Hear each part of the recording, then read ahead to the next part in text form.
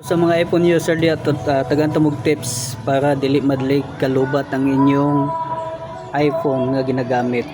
So kasagaran mo gud sa mga iPhone is dali lang malubat. So naraunta masundan ninyo ako ang demo para sa inyo. So, nara mga idol. So first mga idol, dito sa settings. Sunod, pangitaw na to ang general. And the next is pangitaw na to ang background app refresh.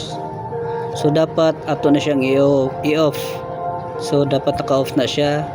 And the next, mo to data dayon sa accessibility. So pangita na to ang accessibility. And the next is sa motion. So atong iyon ang reduce motion. So dapat nakauna na siya. And the next, pangitaon na po dahil nato ang display and brightness. So dapat naka-dark mode na siya.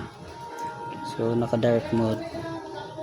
So pangitaon na po dahil nato ang privacy and security.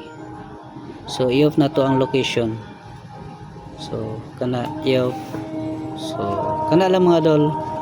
So unta makatabang ni sa inyo ang paggamit sa mga iPhone user. So kana lang, daghang salamat.